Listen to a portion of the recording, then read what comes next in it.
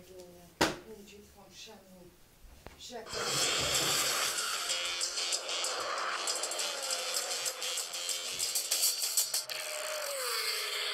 folks, and welcome to Formula One Paddock Pass, your pre-race edition for the 2019 Australian Grand Prix from here in Albert Park, Melbourne, Australia. Traditionally, a back-to-school vibe. The first day of the Formula One season always fills us with so much joy, and yet not today. Heavy hearts throughout the Formula One paddock. Because we lost Charlie Whiting overnight, and it's been a massive shock to everybody in the paddock. Charlie was the FIA race director, but he was so much more than that. He was the captain of the ship, if you like, a confidant, a tutor, a mentor, a teacher, a father figure to many in this paddock. He lived and he breathed not just Formula One, but motorsport. I have so many happy memories of him. Usually I'd have some ridiculous question about some very complicated F1 technical directive, and he'd always give me time, whether it was on the grid 5 minutes before he needed to get in the safety car and go and do his lap. He'd make time, or if you sent him an email, he'd make time. If you needed an interview, he'd make time. He'd always stop for a chat, and you always look forward to getting here on the first day of the season and searching him out and having a chat. Well, what have you seen in testing? You know, what looks interesting? Is there anything that's a bit sketchy that's going to be, you know, possibly illegal? And he'd always make time for you. And not just about Formula One either. Like, I remember somebody would send me a photograph of some fencing that they'd seen at an IndyCar race, and I'd take it to Charlie, and he'd say, oh, we'll have to investigate that. When there were accidents or deaths in other series, Charlie would be looking at it. How could we make it better? How could we improve? Whether it was IndyCar or whatever it was, Charlie just lived and breathed racing and wanted to make it better, and it just feels perverse. They were talking about him in the past tense. Anyway, let's talk to some drivers about Charlie and what he meant and how much he will be missed in this paddock.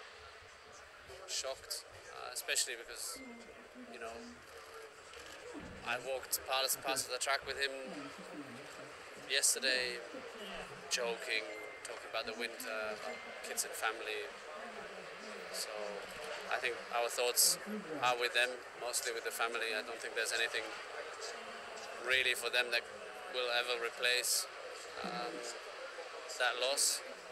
So I think for us, all we can do is, you know, remember him, his style, his passion for the sport, his passion for racing, and make sure he, you know, in his way, stays around, and we keep him as part of this circus.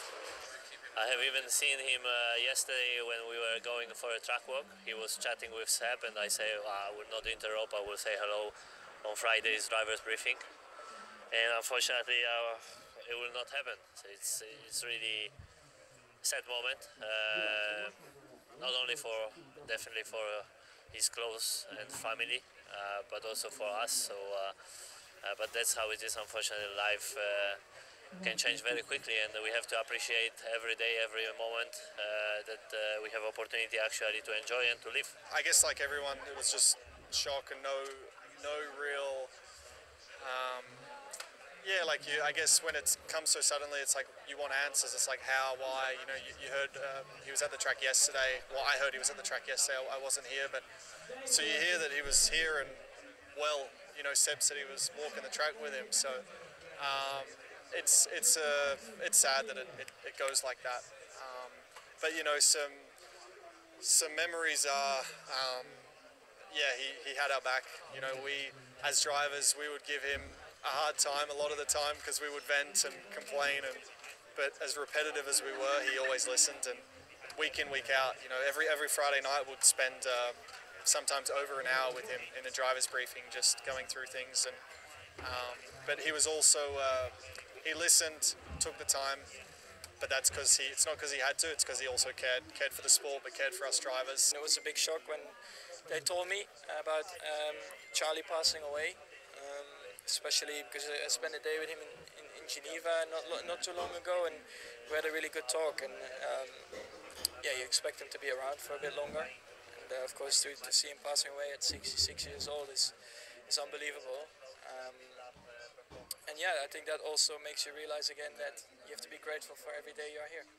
I don't know what can you say. Obviously, it's a very sad thing to happen. It was great man. I mean, I always had a very good relationship with him, and I think generally he did an amazing job for F1 over all the years that he's been in it, and I think he kept us as drivers under control and behaving. You know, it's a sad thing, not just for racing and losing one main guy, but generally in life. Nobody wants these things, but unfortunately it's a part of the life, and it's a shame. Some lovely words then from some of the drivers who felt able to talk to us today about the enormous hole that Charlie Whiting leaves in this sport, in this paddock, and our thoughts obviously are with his family at just the most impossibly difficult time. But Charlie, as I said, lived for his racing, and I'm sure were he here, he would say thank you for the lovely words, folks, but we have a race to run and a racing weekend to get underway. So let's get it underway. Let's get 2019 underway, as Charlie would, I'm sure, want. And what a season we have in front of us. Pre-season testing has been and gone and appears to show Ferrari in the ascendancy over Mercedes. 4/10 is what Mercedes seem to think after testing. Red Bull there or thereabouts with their new Honda partnership. Of course, we've got new drivers at new teams. Charles Leclerc at Ferrari, Pierre Gasly at Red Bull. Daniel Ricciardo's moved over to Renault. There's so much to talk about, so much excitement and intrigue in the 2019 season. So let's start. Shall we start with Ferrari? Let's start with Ferrari. The team that has had the best of the winter, that comes into this season as the odds-on favourites, not just for victory here in Australia, but potentially for the Constructors and Drivers' World Championships as well. And it won't necessarily be Sebastian Vettel that's the favourite, because with Charles Leclerc, the incredible rookie from last season, as his teammate, there are no certainties in this season. Sebastian Vettel then, Charles Leclerc, two Ferrari drivers gunning for ultimate glory in 2019. Looking towards the racing, as Charlie absolutely loved his racing. How much are you looking forward, not just this weekend, but to this season? Does it feel like a new start for you and for the team after what's been a brilliant winter? Well, it's been a good winter. Obviously, the winter's described very short because you do 2 weeks of testing, and that's what people refer to when they talk about the winter. But there's a lot more to it. So all the hard work seems to have, paid off. We will see if that's true. We're here to confirm. But so far the car felt good. I don't think we really know where we are. We expect to be in good shape, but I think it will be very close between the top 3 teams. So yeah, we'll see. Do you think Mercedes are as far off as they think they are, or at least they're saying they think they are? No, I don't think so. They look very strong the second week, not just one run, all the runs. I don't know what they were doing the first week, to be honest. They probably could have stayed at home, but yeah, I think they will be very strong, and they will fight for pole, fight for the win this weekend. Well, it feels amazing. Obviously, as I've said many times, it's a dream come true. I've always waited for this moment. Since child, I've always dreamed to be a Formula 1 driver, and even more with Ferrari. So it feels great. I can't wait to be back in the car tomorrow, and hopefully achieve a good result. So the team has declared that Sebastian will be the #1 driver at the beginning of the season. So is it okay for you, or is it the first task to change it as quick as possible? Well, obviously, I completely understand the decision. As in any team, there needs to be a #1 and a #2 in the 50-50 situation. But then also on my side, it's my job then to turn the thing on. It's not going to be easy. I have a lot to learn, but I'll push for that. Now, Mercedes had an interesting pre-season, 2 very different cars for week 1 and week 2 of testing. What I've seen so far today of what they've brought here is different once again from what we saw at week 2 of the test. They know that this year will be possibly one of the biggest challenges they've ever faced in Formula One. They are, of course, five-time Formula One constructors, easy for me to say, world champions. Lewis Hamilton is a five-time Formula One drivers' world champion. Can they make it 6? As I said, it may be the biggest challenge that they've ever faced, but they are up for the challenge.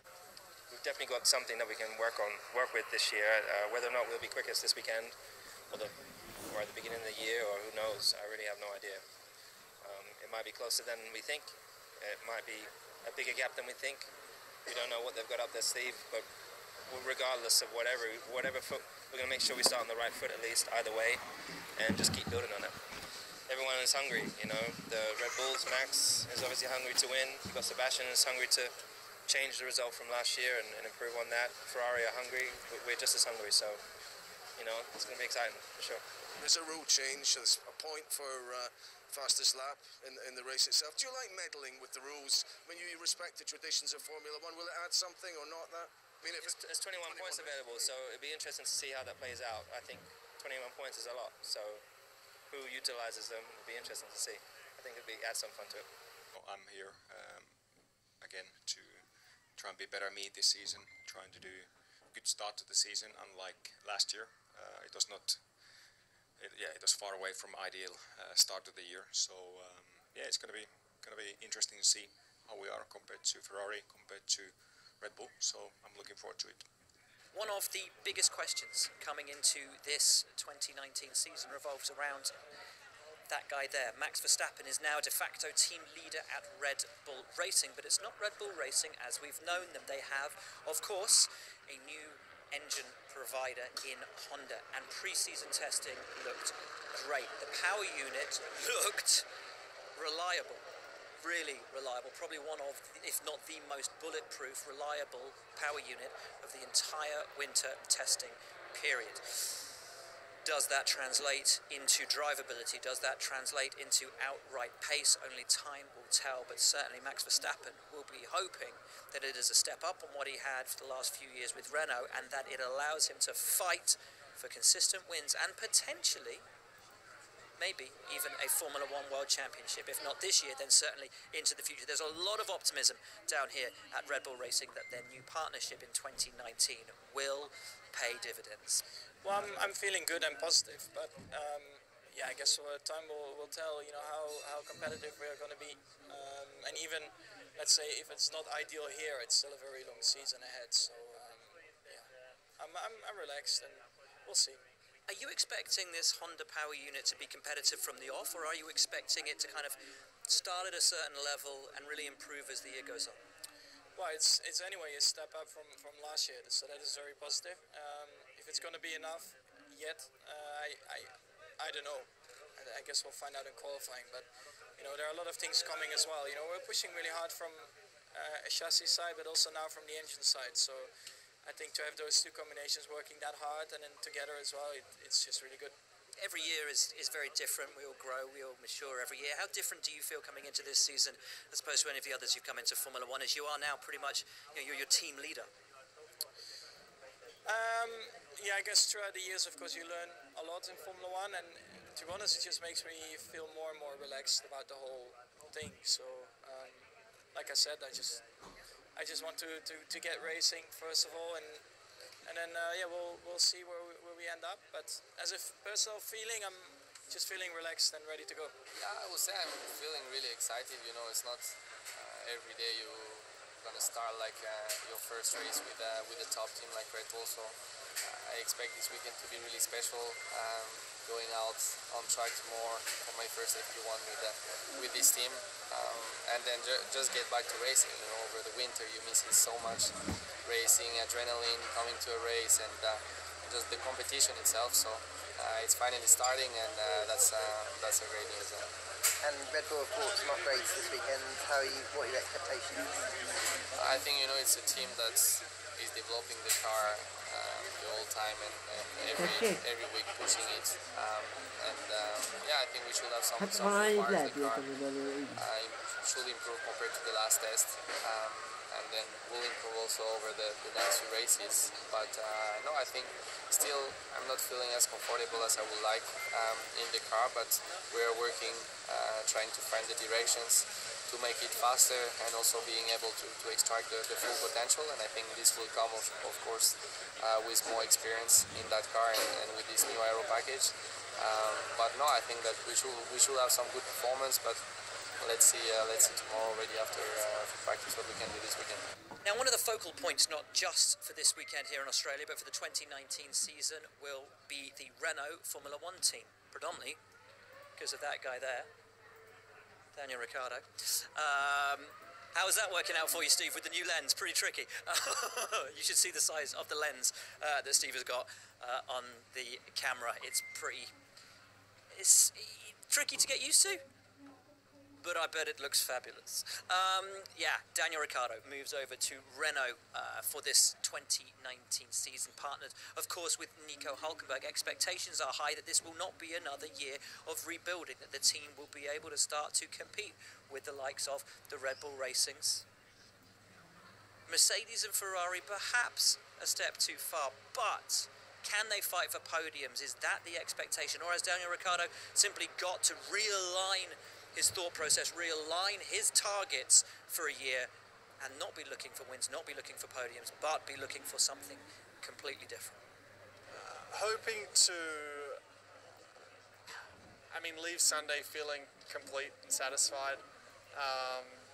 Hoping to pass some people, that'll be fun. And I think in a way I feel as well my duty here is to give the crowd a good race. I hope the other drivers, I hope we all put on a show, and I hope there is some battles and some fights and a bit of maybe confrontation or whatever.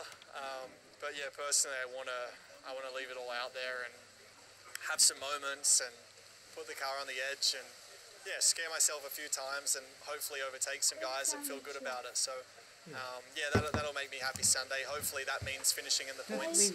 But I guess feeling exhausted after the 58 laps, knowing I did all I could. How much have you had to reposition your mind over the winter? You've been so used to fighting for race wins, hoping to come into a season fighting for a world championship, and knowing you're in a team that needs to do rebuilding before it can start fighting for podiums. Has that required a change upstairs?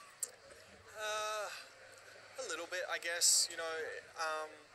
I don't think it will translate to anything on track. I guess the job as a driver is you get behind the wheel, and it's your job, but it's also what you naturally do. You want to drive whatever's in front of you as fast as it can go, so or underneath you. So that doesn't change, and I guess the mindset doesn't change. It's just probably the hunger will be enhanced because I'll know I've won races, so I know I can be there doing it, and I know for now it's probably not going to be there. So the hunger to get there, I think, will be strong, and knowing there's still a lot of room for this team to grow, I really believe that will help, with everyone drive it forward. I think we're well prepared. I think we've talked about it enough. It's time to go and do the real thing and find out where we stand. At least here this weekend, I think I always feel Melbourne is quite specific. It doesn't necessarily mean that's where you are for the rest of the season. Things change fast anyway. So yeah, just happy that it all starts tomorrow. You've been in this team for quite a while now. Where do you feel you are in terms of the arc going into the season compared to other seasons as have gone by? Like I said, we were well prepared. I think year after year we've improved as a team and as an operation. Things got better, more professional, more sorted out, and I think the level is good. Again, how good we'll just find out. Do you have any inkling yet, any idea of whether you will be able to compete for podiums, or is it only going to become clear once we get to qualifying on Saturday where the true level actually lies? I think so. I think it's a matter of that, wait and see where we are, what the gaps are like. I still believe, it's a tough, task, and I'm not sure we are in a position to fight for podiums like from our own power. But it's all one speculation right now, so we'll see. Kimi Raikkonen moves from Ferrari to Alfa Romeo, taking his seat, and alongside Kimi Raikkonen is Antonio Giovinazzi, who of course has made a couple of Formula One starts before, but has said to everybody that this is really what he's looking at as his Formula One debut. The car looks great. There's a very unique design concept on that front wing that we've said over the winter will be very difficult to replicate if it proves to be this silver bullet that some people think it might be. I was talking to team boss Fred Vasseur this morning. He is confident that what they're seeing on track replicates the figures that they've seen on the CFD and in the wind tunnel, and that the developments that they're bringing for the opening races of the year will prove to be huge steps forward in performance for them. There is a vast amount of confidence at Alfa Romeo, not Sauber anymore, Alfa Romeo for the 2019 season. Yeah, they could be dark horses. Looking ahead to this weekend, 18 years ago you were here making your debut. What does it mean to you for you to be back here in Melbourne? Not really any different, you know. It's all the same. It doesn't matter what team or where you race. The schedule is more or less same with everybody, and it's a great place to come. I think the weather should be nice, so everybody's excited because it's the first race, and I think the people here in Melbourne welcome us very nicely. So it's nice to be back. And I know you say it's always difficult to read from testing where the pecking order is, but what are your expectations here with Alfa Romeo? No, nothing really. I mean, we try to do the maximum what we can, and hopefully if we get everything out of the car, then we'll see where we end up. I think we have to, whatever we get from the first race, after that we need to just make the car faster every day and improve it, and I think we have a very good pace, but I have no idea where we're going to end up, if we are 5th or 10th, or, you know, I think probably it's going to be close between many teams, but we'll see it over the weekend. I'm really happy for this, you know, just waiting for 2 long years, but now finally here in Melbourne to drive for my first race in the championship. So looking forward for tomorrow, you know, start everything. Today is a busy day, but just for meetings and media, but finally tomorrow will start my real work. Once again, the midfield looks really close based on testing. Do you think Alfa are going to be right in the thick of that?